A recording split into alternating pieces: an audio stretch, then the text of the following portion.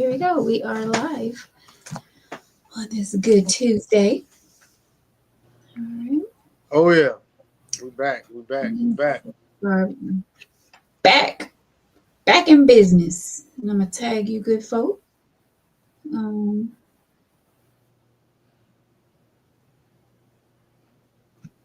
all right, and we're gonna go to the intro right now.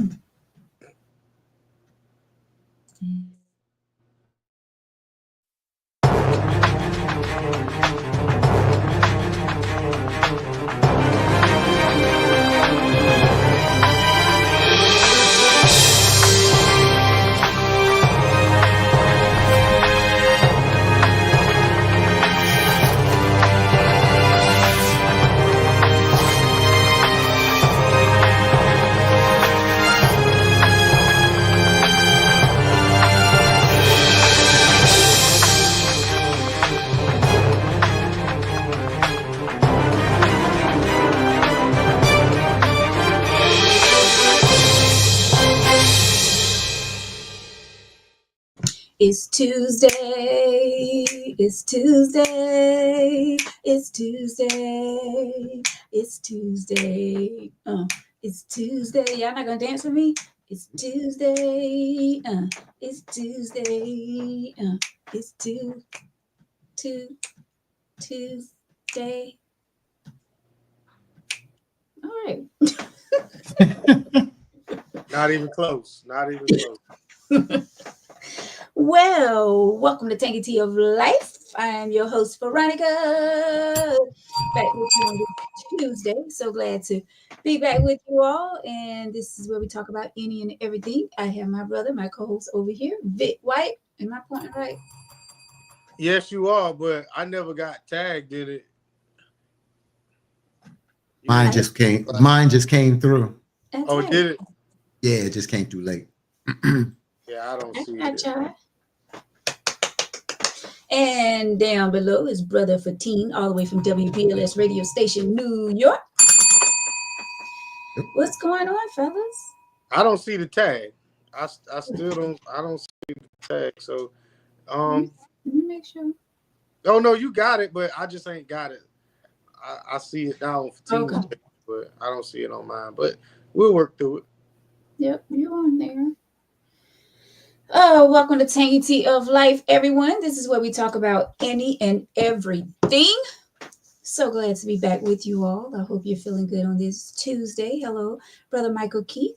Thank you so much. We appreciate you each and every week joining us, and all of you out there who is watching. I just feel like dancing tonight. I don't know what it is. Like, no? No, I'm not saying no. I'm just trying to figure out why you're in this good mood. You know, it's a great day to be alive. Like, we're breathing. Like, hey, why not? Why not? And you know, Fatigue, it's funny you say that, because it's not funny, then it's funny. Because, you know, when people are in a great mood, we should be like, oh, I love the energy. Not, why are you such in a great mood? You know, that's what the enemy wants. The enemy wants you to say, why are you such in a good mood? And then you fall out that mood and you be like, you're right. Why am I in a good mood? But no, I'm in a great mood. Well, if you tell me why you in a great mood, then maybe I can say, okay, it's justified. I mean, you know, not to take away from your mood, but I mean, if you just did a little line of cocaine and you sit here partying, I don't want to party with you. Not to say that you would do that, but just let us know what's so happy so we can rejoice with you. That's all we're asking for. I A little just told clarity. y'all. I just told y'all. We're here. We're breathing. We're on this side of the earth. We all should be happy and excited about that. Vic, got some. Huh? Sound like she got some. You know how they chatter? You know when they get some, they chatter like that. Yeah, that's what's happening. Chatterbox. Well, my boy say chatter that matters. That matters. Well, I'm Krabby Patty then, because I ain't getting shit. Oh, you Krabby Patty. Wait, first of all, let's back that train up, okay? Because y'all know. Oh, you backing what up? Backing what? What you backing up, baby? You said you wanted to dance with you? Back it up. We get up. Back it up. They Y'all are, baby. know Back that it up, baby. y'all know this is me. Like I'm always trying to be No, you bubbly ain't. No, you ain't. No, you and ain't. No. uplifting, and sometimes I'm like over the top because I'm a Leo, but sometimes I am a little. I bring it down some, but You're roaring tonight, Leo. You're roaring tonight. first of all, let me say shouts out to Greenleaf Cafe over there in Florence at McLeod Health and Fitness Center. They are sponsoring Tangy Tea of Life. And tonight, this might be where I'm happy. Like tonight, I had a jerk bowl and it was You had a what? jerk. I know, son.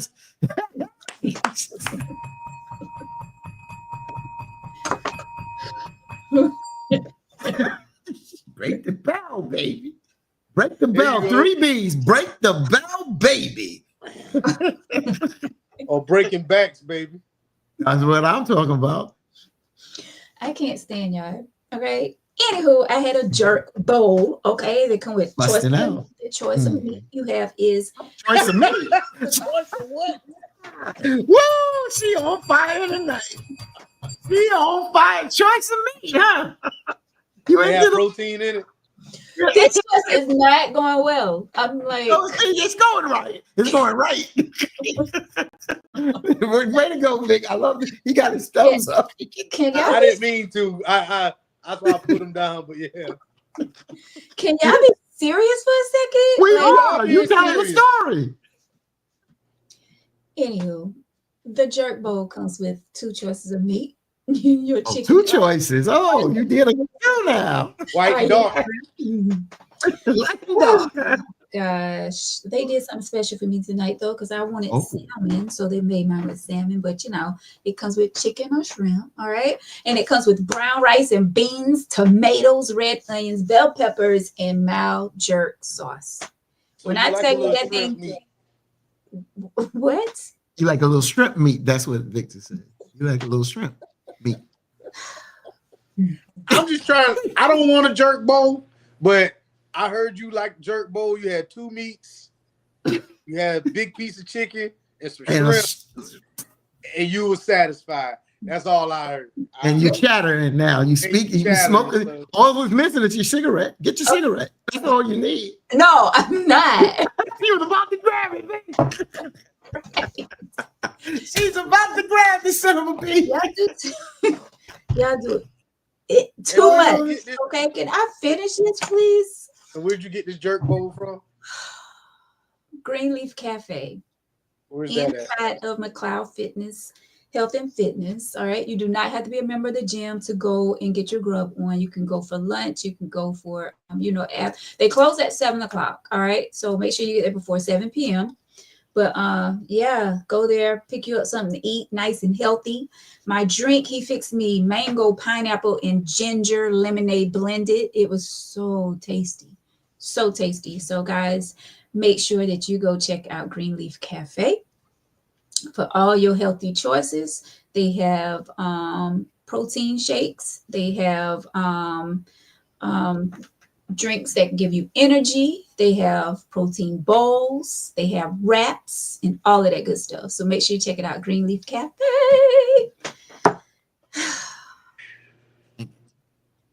Did your mouth get watery though? No, hell no. Ooh, it did not on that. Not on the meats. No. Not on meats. No. You start talking about some fish, maybe. What? She did say salmon, but Well, I did have the salmon. It was really good, really tasty. maybe we need to try a little bit of that. Thank you, Michael Keith. Thank you so much. So Tyrone endorphins said, release, "Total Michael. living food." Shout out to my Harlem brother. Yes. And yes to Tyrone as well. It was so good, Tyrone. Tyrone, I know you'll love that place. I don't know if you ever had a chance to check out the one in Darlington when it was open, but make your way to McLeod. I don't like Health the and meats too. Fitness, and check it out. No, Tyrone ain't. No, Tyrone ain't. No, I doing know Tyrone's a good brother. I know. it. Yeah, he ain't doing that. That's my brother. He has the serious dialogue on the internet. Cheryl ain't going no damn place. Yeah. Cheryl just want a peanut butter and jelly sandwich. You know what I'm saying? Some of that. Remember that Tang? Cheryl, the only person I know that still got Tang in the can that you put the water and you mix that motherfucking shit. You I drink drank it and Tang, you, boy. Oh my you can still God. chew on that motherfucker. I used to drink Tang, boy. Tang with me. Shit. They I used to still make Cheryl that. still thinks she's Yeah. gonna become an astronaut by drinking That's right. Tang. Tang You was ain't for the gonna never be no astronaut. astronaut, nigga. Tang They was for the still- astronaut. Yeah. They still sell Tang. I didn't know that. No, that's how far behind time Cheryl is. She still got a box of Tang at the house. And be crunching on that shit. Cheryl still sell Kool-Aid bags with the little. Remember the little dips and shit. Yes. With the little stick. Yeah, Cheryl be at the bus stop selling them kids Kool-Aid bags with sugar in it and shit. I'm gonna tell on her eventually. I can't stand you. It was so peaceful without you. I don't go nowhere else. Go get me some. That's right, Oh. Cheryl. Oh, she gonna get us a jerk bowl full of protein. Okay. Okay. I love it. And meat. Scattering too. That's right. And the meats. Hey, Carol. Hey, Tyrone. All of you out there. We appreciate y'all for watching. Thank you so much. So, how was you guys' weekend? Let's talk about that. Vic, we missed you last week. Man, I was on vacation. You know what I'm saying? I did nothing. I did absolutely fucking nothing. When I came back home, I ain't did nothing. I managed to accomplish absolutely nothing. Nothing. Sometimes that's Well, it's a blessing and a curse. But at the same time, so now I still got shit I need to do. But I managed to do a little bit of writing, to ease my mind a little bit. But for the most part, I ain't do shit. Oh. Well, that's good. You had a relaxing weekend, sounds like. And Brother Fatine, what about you? Well, like Victor said, I was coming off it was the end of my 2-week vacation, which I come back this week. And the guy that's covering for me, my next swing of vacation, he got to take off next Monday and Tuesday. So I start my last wing of vacation next Wednesday to January 6th now, because I got to take those 2 days at second. Quiet weekend. I've been in pain for quite a while. With my hips. I went to Tennessee with Dominique, and it's crazy because when I went to New York in September, I was up and down Harlem doing the African American Day Parade. I've been down here to functions, but I could be out to the mall, walking all day, and then I come home and just. Unfortunately, I got news I didn't want to hear, but I understand. Unfortunate that I went to McLeod Orthopedics and they basically said cartilage has dissipated. That's your mic going down, or is that my? No, it's the same thing happening to me. Hold on, let me double check. Hold on. Okay, let me put the mic here. Just walk past you in the background too. Oh, company. They better get undressed. But anyway, Wait, I'm about to better get undressed. You got your cigarette backwards. Yeah. light my mouth up. What? They in here, they better get undressed. But anyway, they said the cartilage in both my hips has deteriorated. And I took a shot Friday in my right hip. I'm being transparent a little bit. I'm just giving you updates because there's gonna be times I'm gonna be out. But they didn't want to give me 2 shots in the right and the left hip because of it's a steroid shot. And if you have I have diabetes number 2, I'm on the pill. And they don't want to run the blood sugar. It never did run my blood sugar up. So I go for the second shot in my left hip, but I do have to get a hip replacement. I hate to hear that, bro. Yeah, but it's got to be done. I can't take that pain. I don't want to. I have not, since I've taken that shot, I have not even taken over the counter pain meds. So, but I left for function Friday night, and my daughters were here. And my cousin was so concerned. She called. She's like, "That's not fatigue. I can't even get in bed." not. It's painful, but it's not to the point I can't walk or anything like that. It's not that bad. I didn't let it get that bad, and I'm not going to let it get that What about a bad. chiropractor, man? You ain't want to go to no chiropractor? Not with cartilage. Cartilage don't really work with the chiropractor. You know, when the cartilage goes, then you're dealing with bone to bone. So the worse, it's not going to get better. The shot helps it, but it's not a fix. So while I'm moving around, good, coming up the stairs, bringing groceries, this, that, and the other, I might as well just go ahead and do what needs to get done. So Listen, we'll let me do tell you it. something. I'm Sure. gonna help you right now, bro. I'm gonna give you the secret. Sophie said it before. Okay. Go to this little massage place. Uh-huh. They gonna rub one out of you. They gonna rub all Okay, that. I hope so. Huh? Okay. When they rub all that out of you, they're gonna rub something else out of you. You ain't gonna give a fuck about your hips for about 45 to hours. And then right back with the same problem. But guess what? You felt good for 45. Get that rubbed out. Boy. Listen, I almost played hooky tonight. But anyway, I ain't gonna say that. I almost played hooky. what, you was going to get a happy ending? Yeah, get me a happy ending tonight. All right. But I'm here. But listen, shouts out to my girl Kendra at Journey Soap Bar. You should go speak with her for real. Okay. She'll have something for that pain and give you a really good oil for natural pain relief. Trust me. Okay. Cool. I got you. Trust me. She's over the one over by the Mickey Fins. Yep. Mickey Fins. Yeah. In Okay. Torrance, yep. All right, Yep. I'll touch base with you and do that. I just want to give a quick shout out because I don't want to change the dynamic of the show. There's a lot of people in the chat, a lot of people from down here that was in our podcast this morning. Did relationship. We don't really talk relationships on that show too much. But we talked about Dr. George Fraser talking about how in the Black American family here in the United States that it used to be about 84% of folks that were married. We down to about 34%. And we had a conversation about that today. And Michael Keith, a lot of people, Carol McNeil, I saw you send some, I don't say stars, but thumbs up and stuff like that. So it was a good conversation to have a conversation. I think we should have it here one night, but I know last week we didn't get to the letter, and I know probably we'll do that letter tonight. But that is out there and it's not going anywhere. But I just want to shout out because it's just a lot of people showing a lot of love.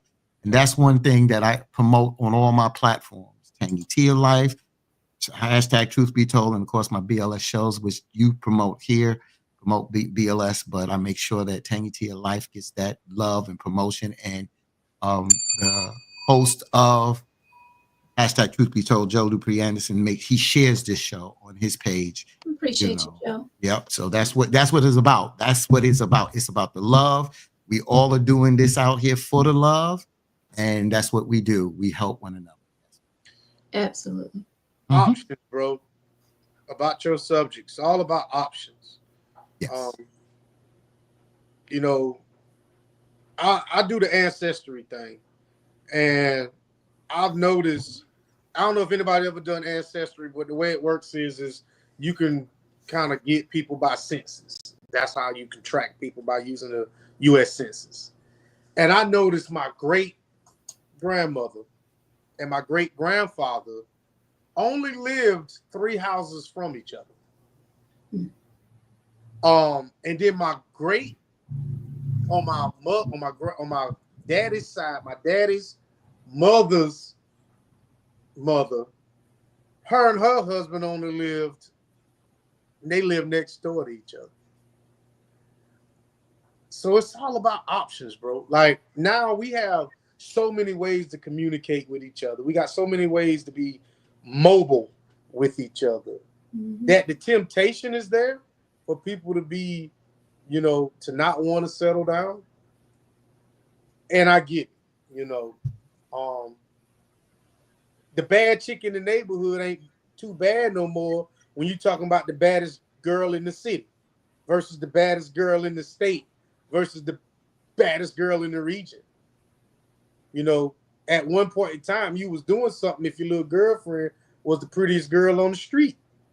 Now that we got access to so many different lanes of communication, the little neighborhood girl ain't enough no more. We need her and somebody else, and vice versa. So that's why I feel like the marriage thing, because people always feel like they missing out on some shit. And you may be. I don't know. I've never been married, but I feel like when it comes to that, people are declining marriage at an early age because they like, well, fuck, I can play the streets and do all this. The hell I'm gonna get married.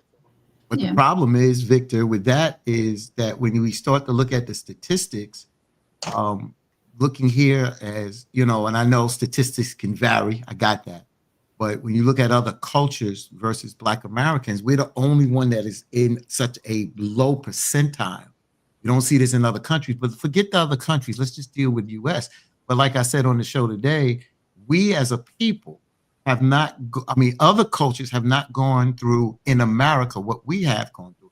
Even though me, you, and Veronica have not been in slavery or even in Jim Crow per se, the bottom line is there's still residual effects of this. And I think it's worth a conversation because family is important. How important? How important is relationships, the dynamics?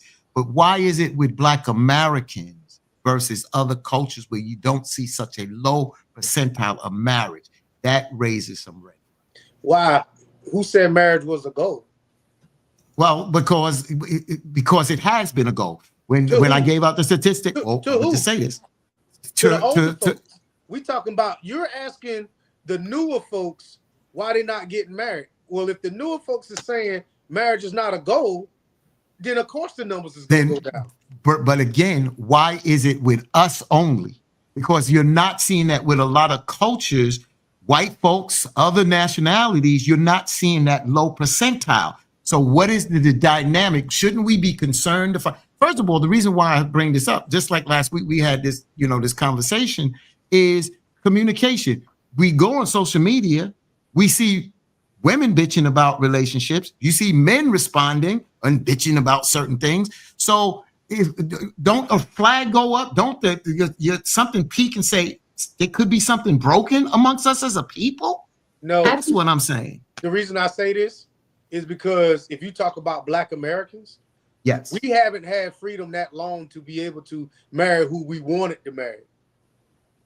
Back in the days, if you would have, and I'm not trying to make it personal, but back in the days, you can marry your wife here and you get shipped off to a plantation to get breeded over here. So the option has never been there. So when the option was there, we were securing it to the point. White folks has been doggone doing this shit for years. They've been freely marrying and freely moving around how they want to. We, to be honest with you, we just really got it. It ain't been. That's the point I'm making. That's the point I'm making. That's the point I'm making. Why do we? Because we complain. We can't complain about why is there no good men? Why are people this, that? When you start to drill down, I think what you're saying, Victor, is legit. We don't have these conversations that say these could be some of the reasons why people are not getting married. It's not a problem about being attacking of people or you're wrong. It's just that we don't have these conversations, but we bitch and moan and complain about the problem, but we don't look at what some of the causes are. That's what I'm saying. And I think that you just put out some of the causes. Brother, I'm right with you on that. I'm not disagreeing. So I don't, and I'm gonna stand by this. Marriage is not a goal in my life. It's not. Meeting the right person and expanding on top of that is. If it leads to marriage, then yes, we can go there. But if marriage was a goal for me, I would have been married. Because, there's women out there that's like, hey, I want a husband. Hey, I want a wife. And then they'll get married and the shit don't work. My first goal is to not be married. Eventually, maybe I would like to, but if it don't happen, I'm okay.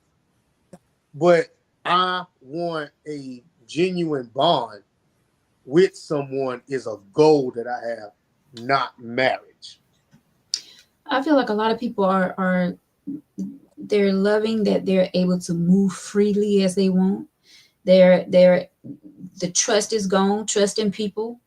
People don't trust one another like they used to back in the day. Was it Moving, trust?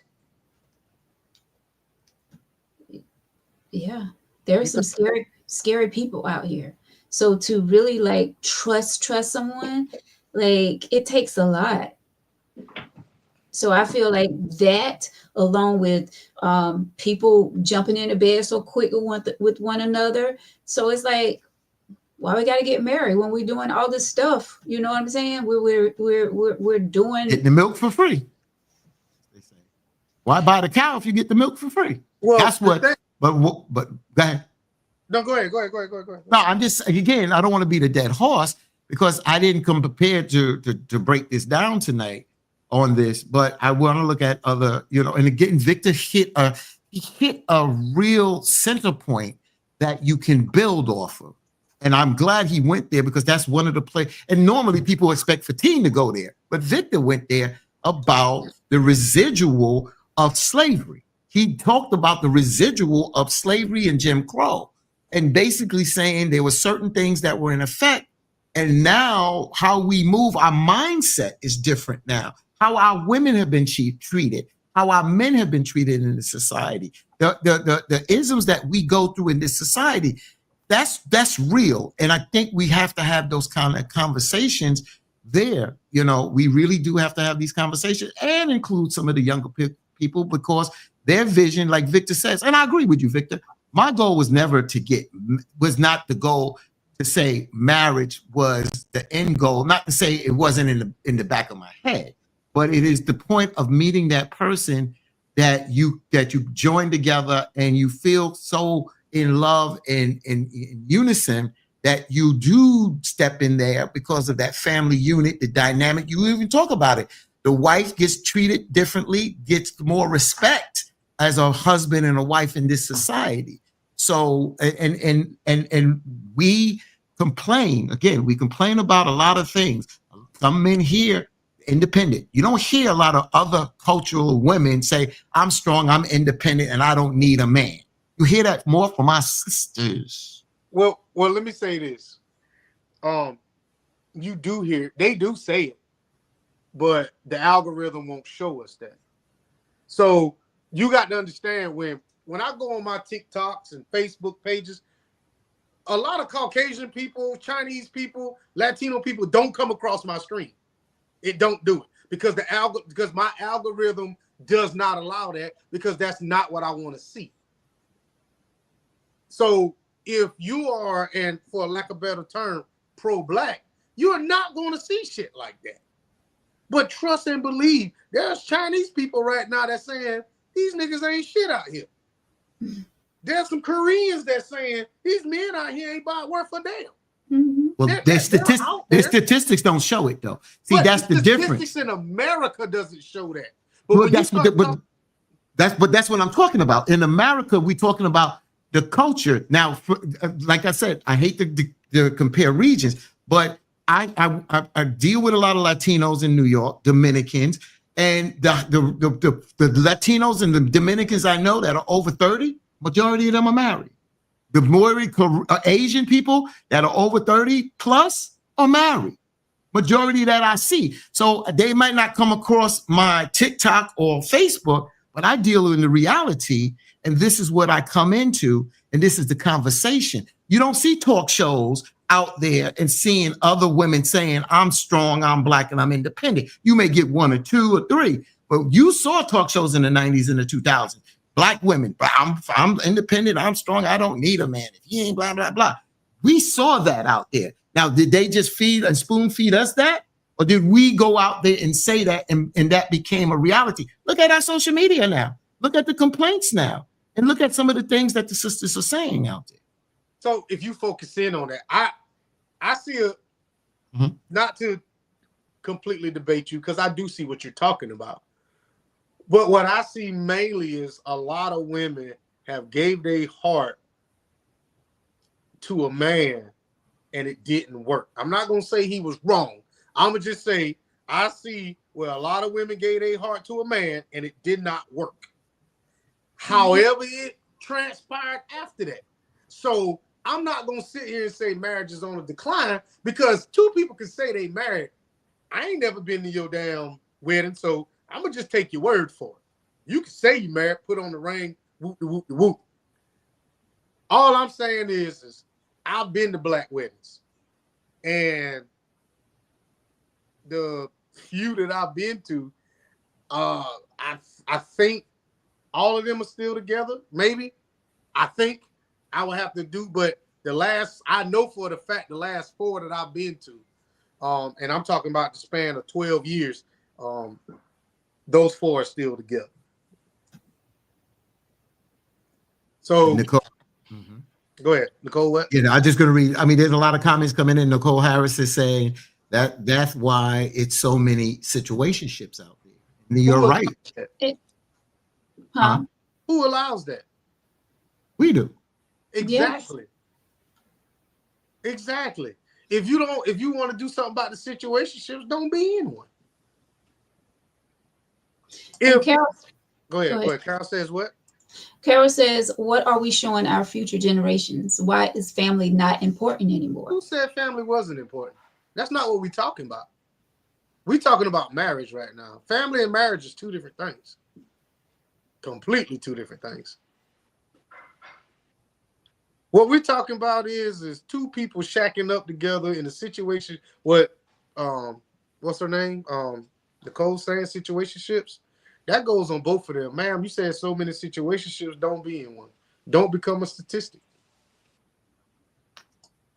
But that's what I was saying. There's so many that's why they're not getting married, because they're so comfortable where they're at. Like, we're doing all this stuff. Why do we have to move? Why do we have to get married? So what's the point then? So I'm gonna say this. Back when I worked at Nan, y'all, we didn't pay for insurance. And I didn't realize that was a big reason why some people were getting married, is because of insurance, health coverage insurance. All right.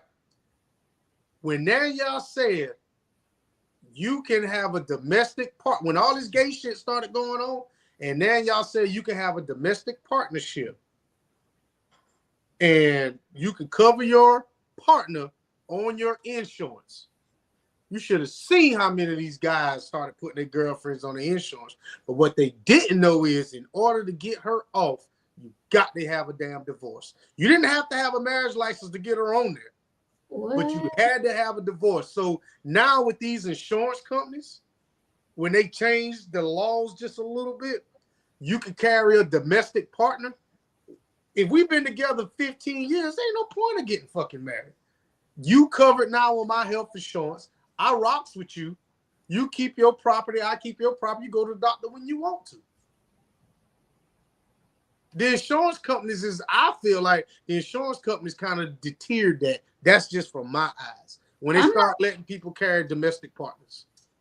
I'm not going to say what's the point of getting married if we've been with somebody for 15 years. What's the point? The point is doing it the right way. To who? You got to I don't want to dispute you about the Bible, but not everybody reads that.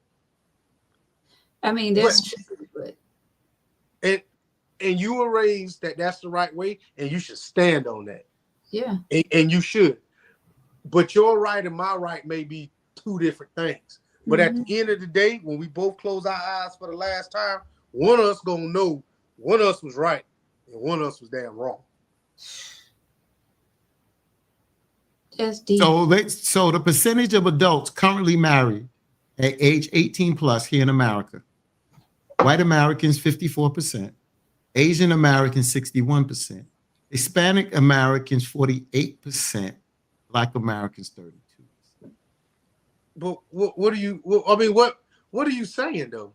Well, I'm saying I'm putting out more stuff, because when I gave the statistic earlier, I used the word what Dr. George Fraser is circling on the internet said. It was about down to 32%. So I wanted to compare other cultures here in America. And if you see white Americans over 50%, Asian Americans is over 50%, is over 60%, 61%. Hispanic Americans is just 2% under 50%.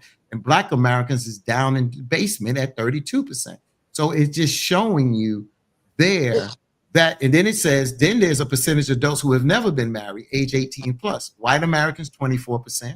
Asian Americans, 22%. Hispanic Americans, 34%. We get that, Black but Americans, 51%. The point I'm making is that Black Americans are moving away from marriage. And even though Victor said marriage and family, unfortunately, a lot of people, you can have people that cohabitate, that do not go down the aisle and say I do. They shack, they situationships.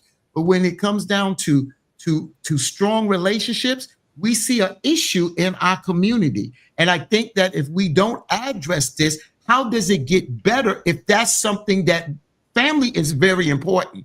And is marriage an institution for us as Black Americans? Are we getting away from that versus what other cultures? Not that we have to move there, but what is the reason why? That's the question. We have to find out why. Not to say it's wrong or right, but why? And especially with so many people complaining, especially our sisters, saying, I can't find a good man, or I don't need a man, or whatever. That's why this is a conversation. About husband and wife. So basically what you're saying is if marriage is a goal, then nobody's going to get cheated on in a marriage. I know that's not what you said, but that's how you portraying it. That once you get married, you're safe from all the bullshit that single people go through, and you're not. No, so I'm not why saying would that. I walk down the aisle with somebody who could potentially fuck me over in the end, and I just lost $15,000, whether I could shack up with you for 20 years and still keep my dignity because you cheated on me? So now let's go here. So fine, that's cool, but why? Why are we doing that? No, we versus other coaches that their statistics is not that low in the basement. Don't they have the same situations or options there? Why is ours so low compared? So even what you just said, why is, even with that on the table, other coaches don't deal with it like that. They don't look at it like that because they invest in marriage versus us. So even though what you put out is a reality for some, and some it's not, and I agree with it, other coaches are not allowing that to get in their way to have a thriving or going down the aisle and saying I do. That's what I'm saying. You're saying what? Thriving. So you're saying all these marriages are a success. I'm not saying they're successful, but what I'm saying is the issues that you put out there, why is it only affecting Black Americans and it's not affecting other coaches on the high percentile that is affecting Black Americans? Victor, we cannot complain about problems and then see how we're moving apart from one another. A lot of us can't even communicate as Black men to Black women. We can't even communicate with one another. And that's a problem that we really gotta have a conversation about when we start to look at the statistics. Then we can break this down on how many of our women compared to other coaches have. I don't want to get into the unwedlock. That's not the direction I'm going. Let's go there because you made it about that and you're trying to make it about something else. No, I'm not going that way because I'm going off of what Joshua. You're talking about marriage, right? And you're saying that it's a problem. I don't see where it's the problem. It got to be a problem if people bitching and moaning about it. What I'm saying is, if the percentage is low, that means there's a higher percentage of Black people saying, "I don't want to make this fucking mistake." That's how I'm looking at it. Okay, I got you. But why is it only with Black people? Hold up. Okay. How many percentage of Black people are getting remarried for the second time? How many percentage of white folks are getting married for the second time? So if the percentage is low for Black people getting married the first time or being married, that means there's a higher percentage of people that's saying, I'm going to wait for my fucking person. And it may not ever happen. That's how I'm looking at the numbers. Just because, who the fuck wants to be married just to get cheated on? Ain't no point. If the numbers low, again, other coaches have the same issues. Do the other coaches have the same issues that are on the table? But that is not becoming an issue in their community as it is in the Black community. And if we keep looking at the surface and not diving in to have these conversations, we can't answer some of the ills that we have in our community. That's all I'm saying. All right, so let's back up. When we speak in the black community, the black community is not a one community thing. You have yours, I have mine, V has hers. Our communities may not ever intersect with each other. But when you start speaking about the black community, the problems that you see, I may not look at it as a problem. But is that a problem in the black community? In your eyes, it is. In mine, it's not. So, I mean, we're trying to paint this whole thing with a broad brush, but you can't do that. Let's ask the women. I mean, you see the letters we get every week. You see just about every damn week, it's a problem. Let's ask the women. Let's ask the women in the chat. Let's ask the people in the chat. Because every week we get a letter that is a goddamn problem. So okay, so let's look at the statistics of the letters that we've gotten on this damn show. This is a relationship podcast. And it could be good relationships too. So how many times has somebody wrote a letter praising their man to a relationship podcast that gives advice about how the hell can I give you some advice if your relationship is going good? Ain't a damn thing I can say, but I'm happy for you. There's nothing I can say to you. So why the hell would I write a letter if shit going good? Yeah, but the bottom line, take your car to the car dealership, to the car shop if everything is working. It's no point. No point. There's a lot of comments coming through, and yep, Tyrone says marriage is business, but they made us believe it was relationship. Marriage today and marriage before America. Facts. My cousin is Nigerian. She's half Nigerian. She married Bucci. He's 100% Nigerian. Their marriage just looks different. Like, compared to what I've normally seen my entire life, and compared to Chinnery and Bucci together, I'm like, it just looks different. The way Chinnery caters to Bucci, I'ma just say this. I have seen black women do it. The way Bucci caters to Chinnery, and like I said, vice versa, the way they interact with each other, and they're from Nigeria, I have yet to see two couples interact the way they do. So I don't want what they got. Right. So Victor said something just now. That's why I said this is why we have these conversations and don't debate them. I mean, we can debate our opinion, but this is why we have these conversations, because Victor asked me to do something. So I did it. So I put out there about the factors and the remarriaging rates among Black Americans. Let's deal with Black Americans, but also others here in America. White Americans remarry at 60%. Black Americans remarry at 42%. Hispanic Americans remarry at 50%. And Asian Americans are married at 44%. But listen to this here, Victor and Veronica and the folks in the chat. Gender disparities. And let's break this down. And Black men are more likely to remarry than Black women. Black women have one of the lowest remarriage rates among all racial/ethnic groups. I don't know why. Women in the chat can say why, but we gotta hear them out. That's why last week, Veronica, E.G., and Sophie, that's why I decided, let's have this grown-up conversation. When do we have these adult conversations where we're not debating, but having adult conversation just about things that we deal with in relationships? Not to say we don't have challenges, but why does everything have to be so much a challenge in a sense of how do we move? How do we look at things? Where we at in life? How do we look at things in the past? What we went through and how do we judge things there? Because this here says right off the bat, and it fits the narrative. I see more women complain about not finding a good man, or these men on this or this, that, and the other. And then when you look at the statistics, Black women, when it comes to even remarrying, are at the lowest out of all ethnic groups in America.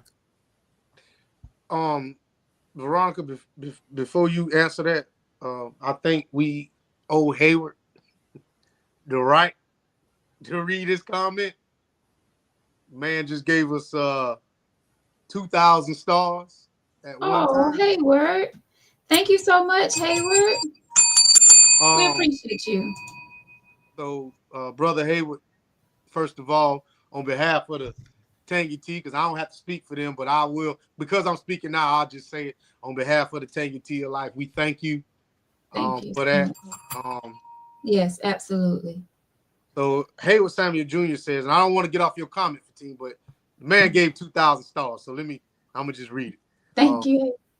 I would like to say marriage these days revolve around income and roles. Females are working more and making more than some men. So the factors, these are real factors. And this is why I said we need to discuss these dynamics. Again, I didn't plan on this tonight, y'all. This is not where because because but going in here, a lot of comments out here. And it's good. And I'm glad Victor's here because, like I said, you made an excellent point before, and I just think that it deserves conversation. It definitely deserves conversation.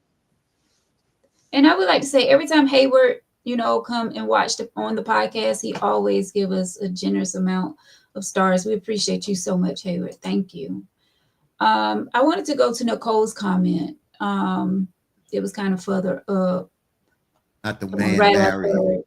Rather Tyrone. She said a lot of people are stepping out on their marriages. So people that never been married don't want to get married.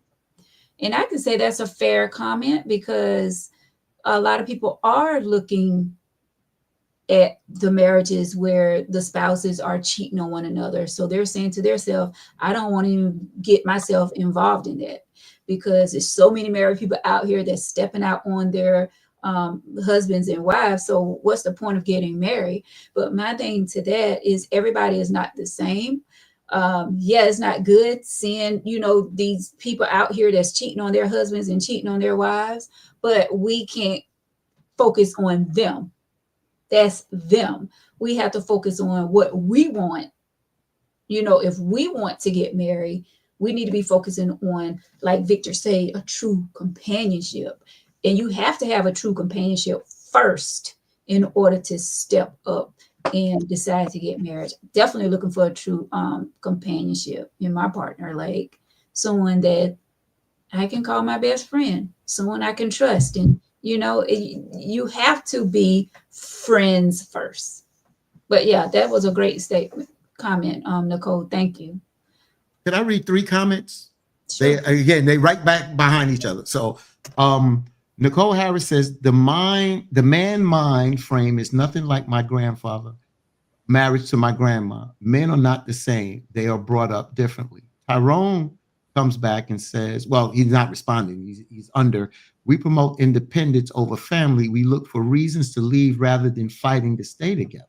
Then Brother John comes and say the biggest issue with Black folks and why we don't marry is we have changed the divine order of what marriage is supposed to be just to fit what we want it to be.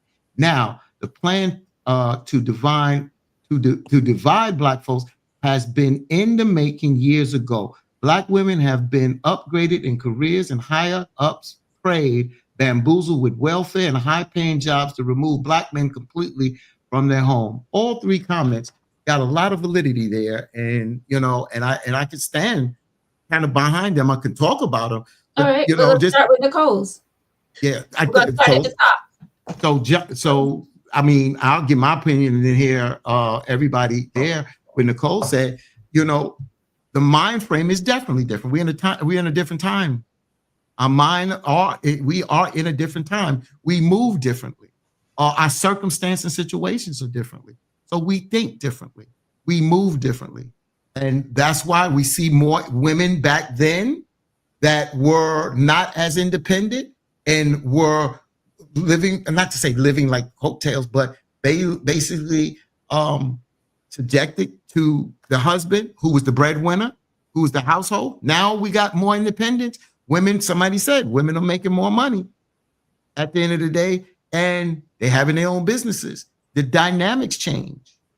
So I agree with that. That's what I said. And then Tyrone said we promote independence over family. I thought we were going through one by one. Oh, I'm sorry. Go. So, So Nicole, I think your comment is a bit biased. and I'm not coming at you. The reason I say this because I thought about this a lot. My first memory of my grandfathers has always been good, but they were old at the time. I can't forget that my grandmama was once 20 years old, and somebody probably thought that she wasn't shit. That's just the truth of it. We don't want to think about our grandparents like that, but there's somebody out there that can't stand your grandmama or your granddaddy because of something they did. The memories that I have of my grandparents are strictly based on family and how they treated stuff. But 30 years before I was born, the dynamic could have been different. That's the shit they're not going to talk about. Just understand that when we start talking about grands, they're held on a pedestal. So you can do what you want, but don't let stories of this fairy tale relationship skew you, because at some point in time, Earl and Bernadette wasn't shit. They became something towards the end. The reason I say that is because right now you got some 20-year-olds that's running around the streets, pants sagging off their ass, doing this and doing that, playing loud music, driving all these bullshit cars. But when they turn 50, they could be completely different, upstanding, tax-paying citizens. So where do you judge them based off the whole body of life, or when you met them for the very first time? Because people do change. That's all I'm saying. When I met my grandparents, they were upstanding citizens. But at one point in time, they probably wasn't. That's all I'm saying. Well, I'm going to definitely look at my grandparents as up here. May they rest in peace. But I'm saying, like, I'm not going to go by what my grandparents used to do when I wasn't even born yet. I'm going to go by what I saw and how I looked up to them and the values that they, taught me. But I get what you're saying, but I'm not going to look at what they did when they was in their 20s or whatever. Like I said, I'm looking at what they did in my life. Yeah. So we can move to Tyrone. Victor, you go first, and then on John's, Veronica go first. We promote independence over family. We look for reasons to leave rather than fighting to stay together. I think now I'm not disputing what Tyrone's saying, and I think he has a very valid point. I think we strive for peace, but sometimes we think peace is silence and being by ourselves, other than finding peace in another person. So if you're stressing me out, I've been taught and learned to get away from you, and that's my peace. Not listening to why you stressing me out or exactly what you say, because you could be telling me things to help me, but that ain't what I'm trying to hear. You feel what I'm saying? So he's saying to promote the independent. And in a sense, Tyrone, what I'm saying is you're right. I agree with you. We do promote independence over family, because if my mama come over here telling me some shit and she could be 100% right, I don't want to hear that shit, mom, because that ain't what I want to do. So you're right, Tyrone. I 100% agree with you. I agree with him. 15. No, you go next. Oh, yeah, I agree with Tyrone. I do feel like people look for reasons to leave rather than fighting for, to stay together. That's the truth. I say here a lot on the show, a lot of times we mess up because we'll take it outside of those four walls. Like we'll go to someone else with our problems, and especially if it's the other gender.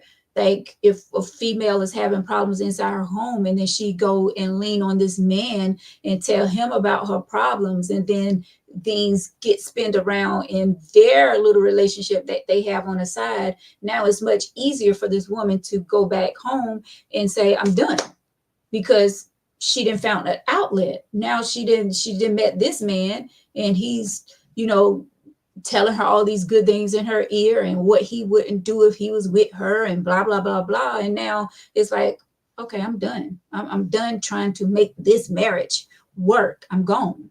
So yeah, I totally get what Tyrone is saying. I agree with that. So he gets 3 in a row, because I do agree with that. And I just give a quick example. If I go back to the early 70s, you had the women's lib movement, which was majority of white women. But at the same time, Black women also held on to the coattail of that. That's number one, because of the women's lib movement.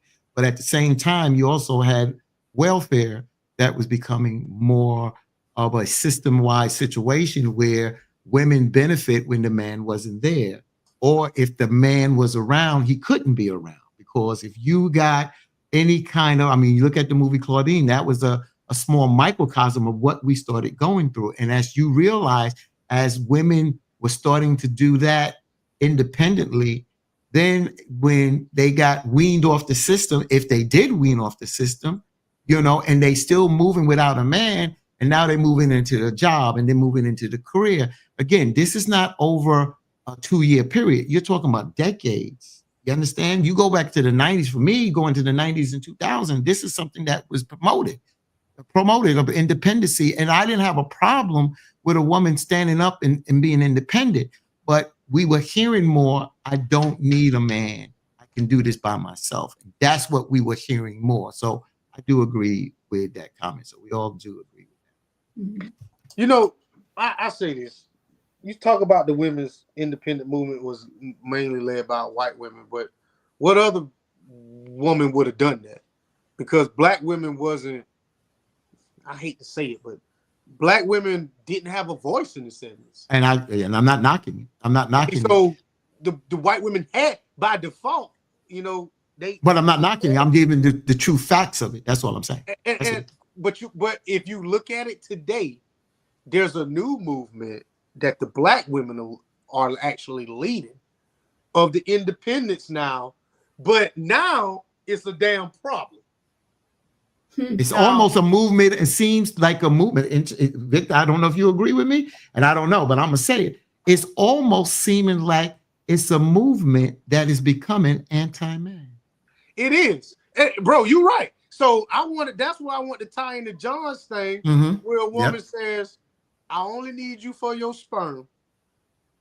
With your sperm, I got a third of your paycheck. I can get me an apartment. I can get me some health insurance. It might not be the best. I can get me something to eat. And I can have your homeboys come fuck on me anytime I want to in my own place. And you can't do nothing about it. I totally agree with you, bro. This new so when the white women did it in the 70s, it was different.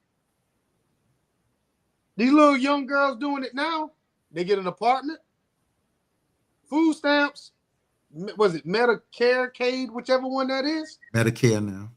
Medicaid. And they get child support. All they got to do is get pregnant one time. There's no stipulations to say you got to get a job, man. You got to at least do some correspondent courses, man. There's none of that. And that's why I said all 3 of those comments. And John, you know, John jokes around a lot, but John, you hit it right. All 3 of y'all hit it right on the head. And that's why I read it right by did I read it? I read it already. So I need to read John's comment again. This biggest issue with Black folks and why we don't marry is we have changed the divine order of what marriage is supposed to be just to fit what we want it to be. Now, the plan to divide Black folks has been in the making years ago. Black women have been upgraded in careers and higher ups, preyed, bamboozled in welfare and high-paying jobs to remove Black men completely from the home. Let me just say this real quick, Veronica. I'm not gonna go as far on this, John, to remove from the home, but I understand. I'm not disagreeing with you. I agree. But the point I'm making is this was told to us when we were out there fighting for affirmative action and equality and equity. One of the things was a lot of Black men were striving to get these certain jobs. But what happens is companies was like, we can kill 2 birds with 1 stone. We can hire a Black woman. So we hire a Black and we have a female and we killed it. So that ostracized Black men.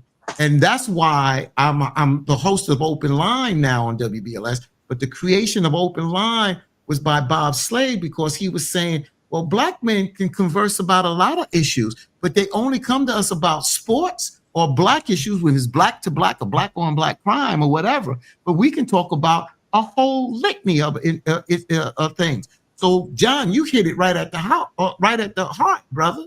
Because not only they pushed us out of our careers, as they pushed us out of our careers, and now we don't have a job, we don't even got a home to be able to take care of.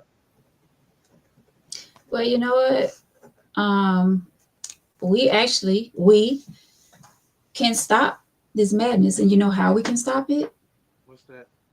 We can stop sleeping around with people's wives and sleeping around with people's husbands. And that way we can save families. You know, this is why people break up and go their separate ways, because infidelity in the marriage, or, you know what I'm saying? If we just stop. So sleeping with somebody's wife or husband is not the problem. It's the wife and the husband sleeping with other people is the problem. That's the problem. Because but if we sleeping with them, though, we're helping them with the problem. The problem is I can't respect your marriage if you don't respect it. I'm just out here trying to meet women. But you can respect yourself. If you got your ring off, or you tell me you ain't married, it's game on from there. But if you tell me you married and I leave you alone, it is what it is. But I cannot respect your marriage if you don't. I can't. That's all up to the person in the marriage. How in the hell can somebody disrespect your marriage and they ain't in it? I don't see it. You can disrespect it by sleeping with them. But the person in the marriage has to willingly sleep with me, unless we talking about something that we don't need to talk about on this show. But what I'm saying is if I sleep with a married woman, I didn't take it. She had to give it to me. Yeah, but you knew she was married, though. So you disrespecting this man. She disrespected her husband. And you're helping her. That ain't my problem.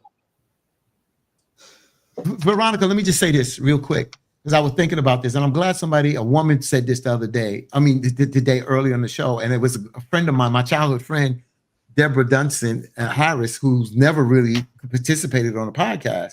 And she talked about, which I've said on this show, that men are hunters.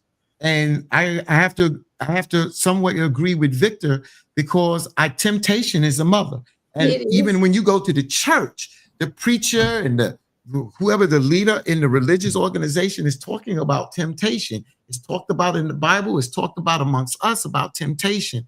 And we shouldn't fall to temptation. We're human. And I'm not saying that we shouldn't, but even Jesus talked about being tempted. The physical is weak.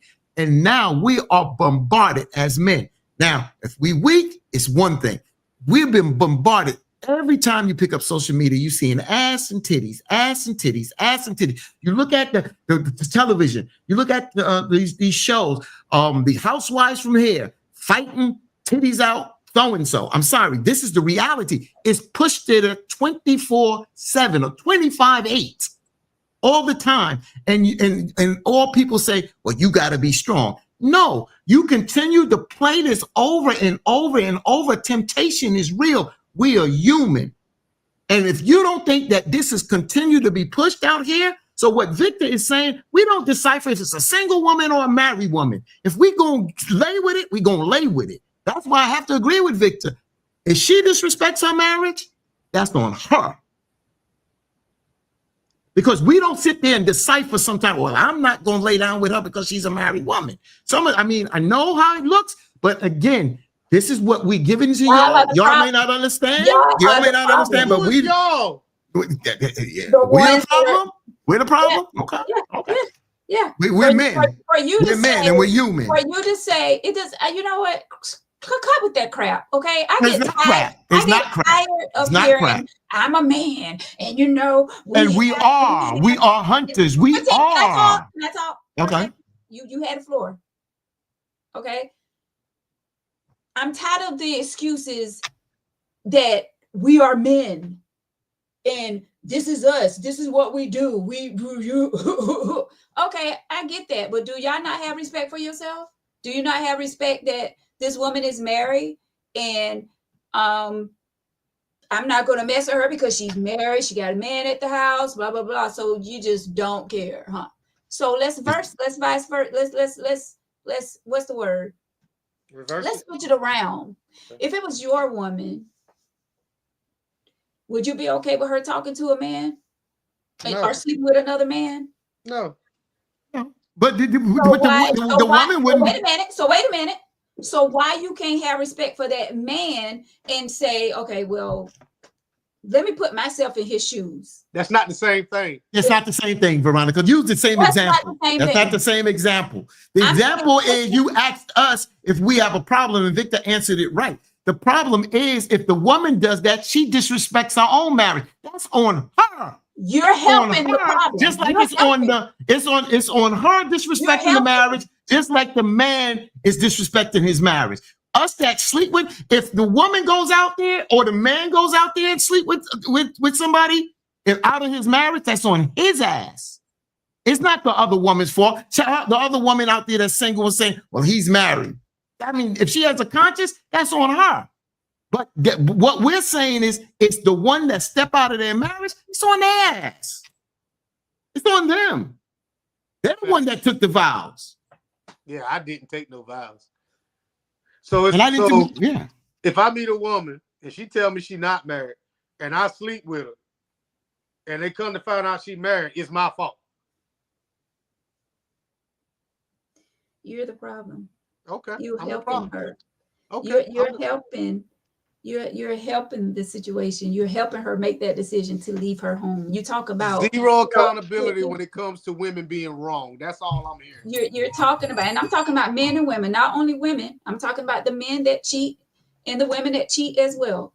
You're helping the problem. You talked about why are families not together? What can we do to help families stay together? You're the problem.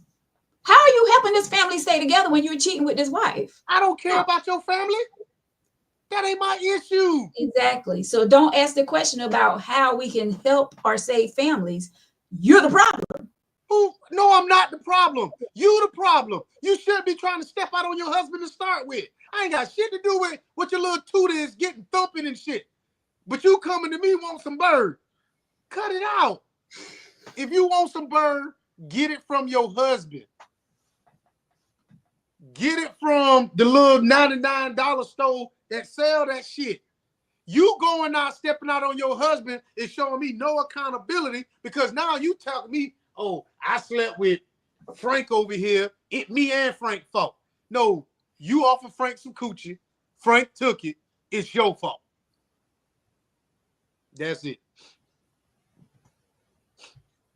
Pull up Proverbs 5, please. You want me to go to Proverbs 5? Proverbs 5. Okay, hold on. Want me to go to Proverbs 5? And John, I get it. I get it. People are going to listen. It's 2024. I mean, even back in the day, people cheated. I get it. What verse? John What says, verse? It talks about adultery. So I can't. What verse? Adultery if I'm not married. So I don't see where this applies to me. Yeah, what? John, What verse? Monica, men and women going to cheat. That's facts. That's all it is to it. You running your blood pressure up, trying to protest cheating. I'm not running my blood pressure up. I'm just speaking facts. The only thing I'm saying here, let's be clear, and I'm no saint, but what I'm saying is you're helping with the problem. If you're talking about trying to save families and you're cheating with that wife or you're cheating with that husband, you're helping the problem. You're not saving that family. That's all I'm saying. If you're going to cheat, do you, boo? I can't, there's so many people out here cheating. Like, who am I? I'm not the little woman with the little, what do you call it, that I can, hey, go back to your home. Like, I get it. Everybody's going to cheat. I mean, not everybody, forgive me. But I'm saying those who are cheating, going to cheat. But all I'm saying is that y'all are the problem. No, we're not. How? Because you're saying you don't care. You pulled up Proverbs 5. It's the warning against adultery. I cannot commit adultery if I'm not married. I can't. So that doesn't even apply to me. So I don't even understand why we read it. It don't apply to me. It applies to the person in the marriage. The person in the marriage disrespects their marriage. Oh, right. No matter how much temptation, we're not the problem. If a person is sticking with what they're doing, if we're going to have a conversation to be better, we have to be honest. And when we're honest, Veronica, that's when we put these things out there to have these conversations. But to say that we're the problem from the perspective, if we tempt the person and the person falls for that, they're the problem. Because if they don't fall for it, then we're not the problem because we didn't tempt them. It's the action that is taken. But you posed the question, what can we do to save families, or how can families be saved, or whatever? How can the side person be the reason why you got bad temptation in your heart? When does that become the other person's fault? Because of how you feel. Okay, let me go back to if it was reversed and this was your wife. All right. Would you want to would you go after this man? Would you say something to this man for sleeping around with your wife? No, if you found out? I swear to God I wouldn't. Would you, Fatim? And be honest. Possibly, yeah. Okay. So because that's what we as men are going to do. Yes, that's all I want. Yes or no. So would you say that the man is the problem? I ain't saying the entire problem of why y'all going through what y'all going through, but would you say that this man is putting a percentage in of why there's a problem in your home? 0. Because they're not you. Wait a minute. Fatim. Because I looked at just, you want a yes or no? No. Go ahead. I want you. Yeah. Oh, okay. So at the end of the day, being real is that the majority of the problem that I'm looking at, it would be with my wife that's out there. What I would look at as a man and feel like violated and disrespected because that's my possession, my wife, that I feel that this guy violated me. And any man that feels violated by especially anyone, especially another man, for at least me, then I feel violated. So I feel that, yes, he contributed to this, but the bottom line, the ultimate situation lies on my wife. For falling victim to that. Contributed to it. Yes, he did. That's all I wanted you to say. So roles are just keeping it 100. Just keeping it 100. That's all I'm asking. So therefore, he is part of the problem. No, so that's why I'm saying. You didn't ask me that. No, I'm talking about Fatim right now, Victor. You already made yourself clear that you're not the problem. But Fatim answered the question, yes. So that's why I'm saying, if the role was turned, you will be the problem if you was messing with that married woman. That's all I'm saying. In Fatim's world, in your world, yes. There are certain states that consider that the other person is at fault for messing up marriages, but the majority of the states don't. I guess it all depends on how you look at your relationship. If you don't want to hold your partner accountable for what they do with their private parts, then I get it. Unless we're talking about the R word, your partner is 100% the reason on why they cheated or disrespected your marriage, not the other person. I don't see how this is even debatable. If I went out there tonight, if I'm in a relationship right now, and I went out there tonight and 50 women throwing their number at me, dancing around me naked, and all this shit, if I sleep with one of them, ain't none of them chicks at fault but me. Because I made a conscious decision to sleep with one of them. Vern Baker says, this is interesting. Vern Baker, I'm going to say it slow. Adultery is a symptom of a weakened marriage, but not the cause of a weakened marriage. Adultery happens when two people turn away from each other instead of to each other.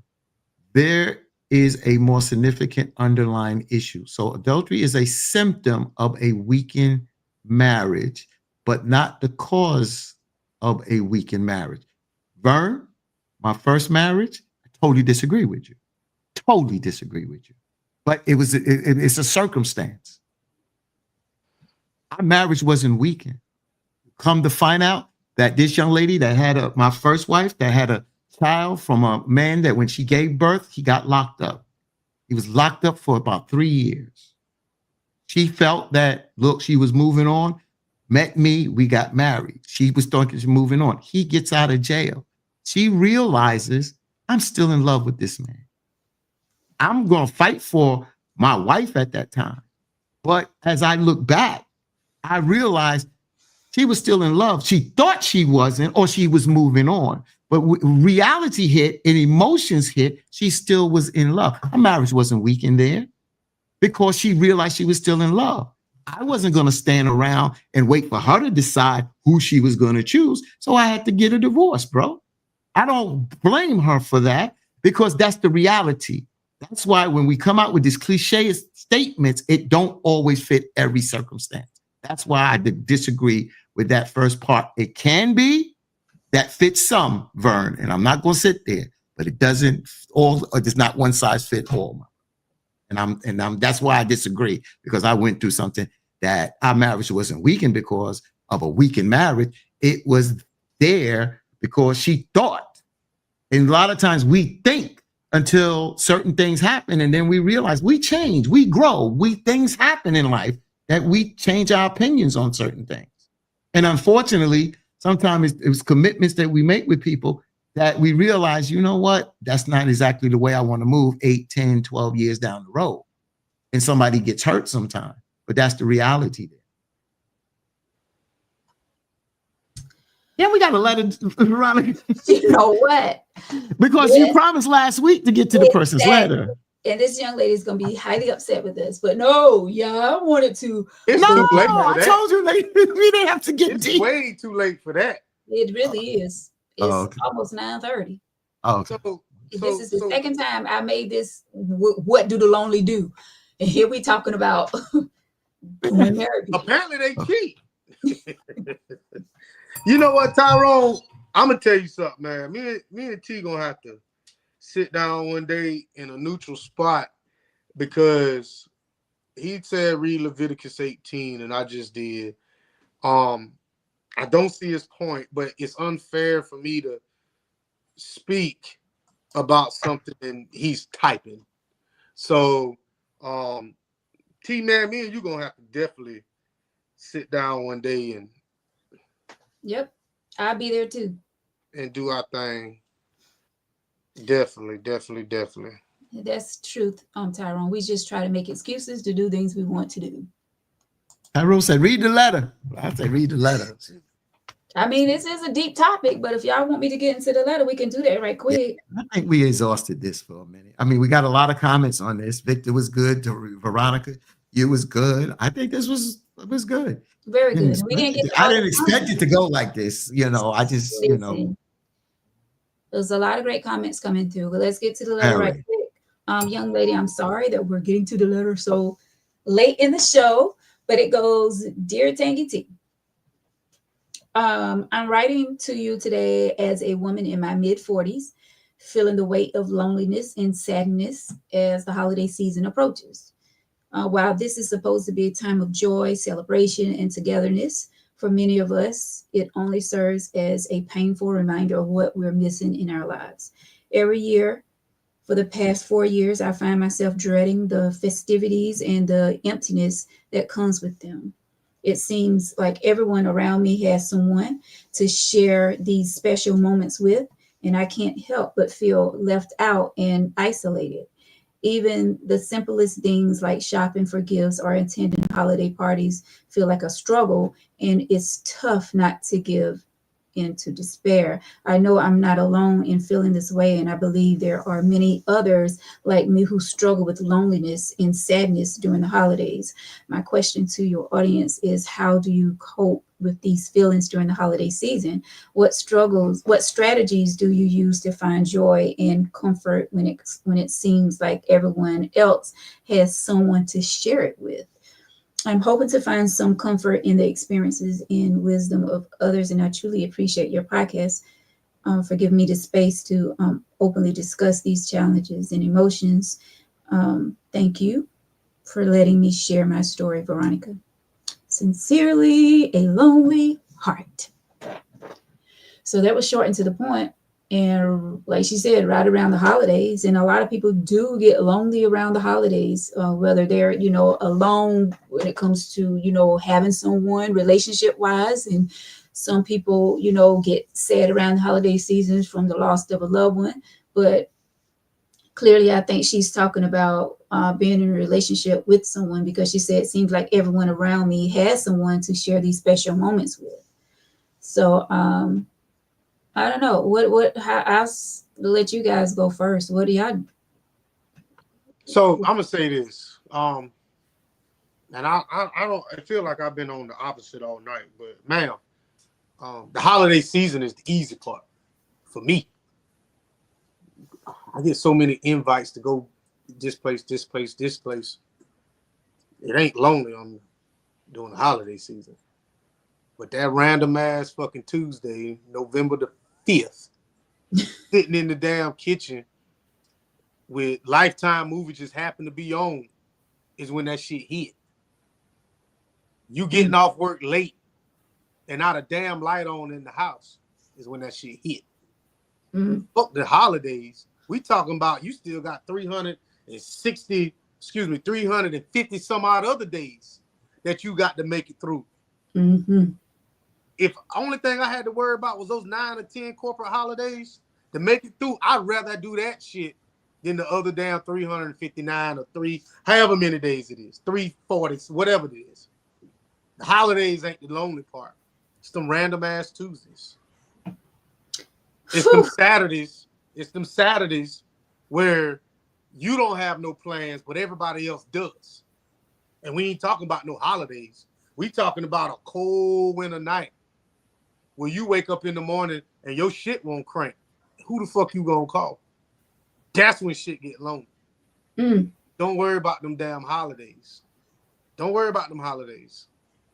Because the holidays ain't shit. Not my book. It's the random ass days throughout the year when shit happens and ain't nobody there but you. That's facts. Mike says, so she doesn't have any friends or family. Just because they're with someone doesn't mean they're happy. That's the truth. Let me just say this. Victor put his poetic justice on this. And I think what Victor said, it's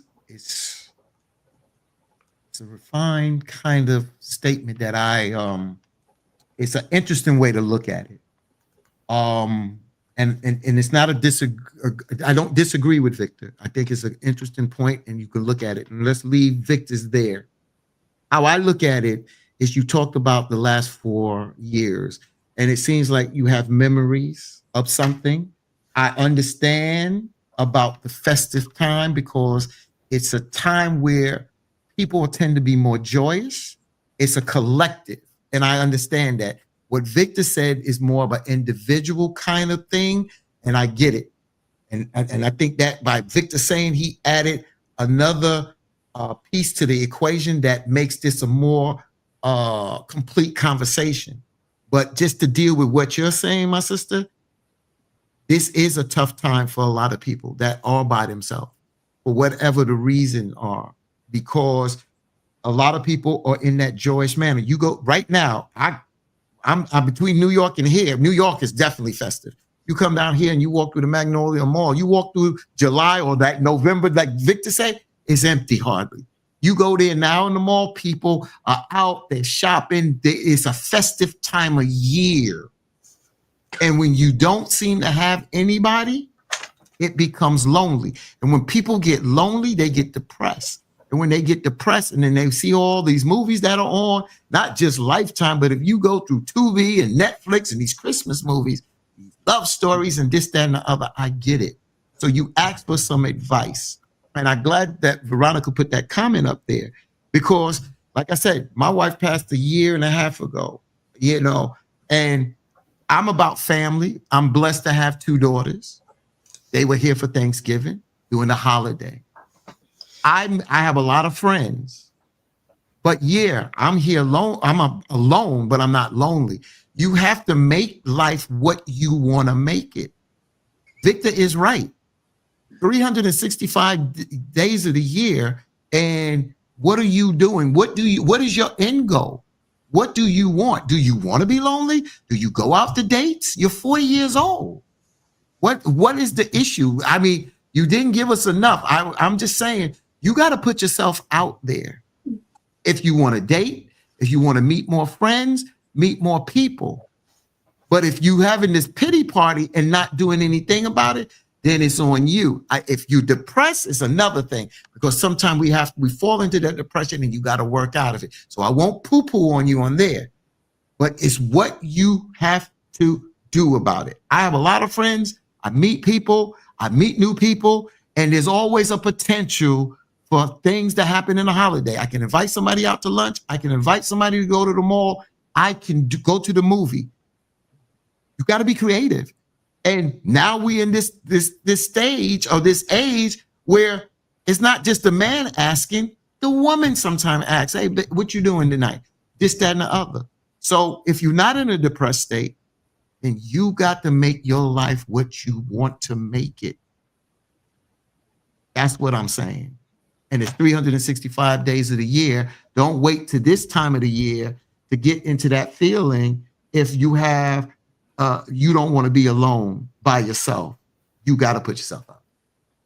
I'm gonna say, Ron, I just want to say this before you go, and I swear to God, I'm not trying to be funny, but this is the truth.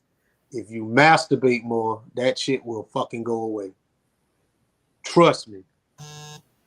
It's the damn truth. You feeling lonely? Let one go. See how you feel 5 minutes after that. I'm going to sleep. The hell with the rest of y'all. X chromosome motherfuckers. I think it's the end. I hear what Victor's saying. I just get, you know, I just think it's a mood in the mood versus a moment. And that's the thing. I think it's a moment. It's a moment. And Victor, you know, I agree. It has worked for me too. The moments, bro. Yeah, but it don't take away that you sitting on the couch and it's the holiday season, people are out and you by yourself. Popping off one make you feel good for the moment, but if you in that mood and that depressed, that still hovers over you. So I hear what you're saying. I just don't agree with popping off one that deals with this festive this atmosphere during the holiday season. I'm sitting at the house, Christmas tree lights on. You know what I'm saying? I let one go.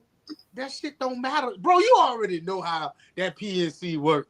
You already know the level of bullshit. You just like, man, fuck them damn trees, fuck them gifts, them stockings. Then tomorrow you might have to let 2 go. That's all I'm saying, you know. But the I don't give a damn is really, really high when you let one go. I'm just saying. Okay. Veronica. I'm glad I don't got to follow that. I mean, really. I don't. What you gonna do in the festive time if you laid up with your man? What you gonna do? Exactly. But you're sharing. I'm sharing too with this damn napkin. Get me a sandwich. I got this napkin of the damn bro. Listen, so I want to take it back to because I feel like this letter is serious, and I feel like a lot of people do go through this during the holiday time. And yes, Victor made a great point, not the last point he just made, but when he said about, you know, there's 365 days throughout the year. And the other days are so much more, what's the word? Memorable, Lonely. lonelier than me. Yeah. But I want to go back to when we started the show and I was all, like, yeah, y'all dance with me. Y'all dance with me. And Fatine said, why are you so happy? That's a downer for a lot of people. And I'm not even going to lie. When I'm in a great mood, like a really great mood, like I wake up and I'm like, it's going to be a great day. I'm excited. And then the enemy try to come in my head and try to play with me and be like, it's not going to be a great day. Why are you so happy? That when you said that, Fatine, that what came to my mind. The enemy loved to say, why are you such in a happy mood? Or, what is so great about the day? And a lot of people feel that way. A lot of people try to make themselves happy and try to do things exciting. But when you have this little thing in your ear and it's trying to tell you, like, pipe down, what is so great about today? Why are you so happy? Why are you such in a great mood? Like, I don't like when people say that. I don't like when people ask. And I'm not getting on you, Fatine, but I'm just saying, like, I don't like when people ask someone that's having a great time or trying to have a great day and they say, well, why are you so happy? Like, don't spoil my mood just because you're not in a great mood. Like, I'm in a great mood. I want to be bubbly. I want to, I'm happy I'm breathing. I'm happy I'm on this side of earth. So who are you to ask me, why am I so happy? Like, and I feel like a lot of people start doubting themselves. And that's when they get down into slumps and like start feeling depressed. And when they try to build themselves up, then here's that little noise in their ear again. Bring it down. Why are you so happy? You know what I'm saying? So we have to be mindful what we say to people. We have to be mindful who we're hanging around.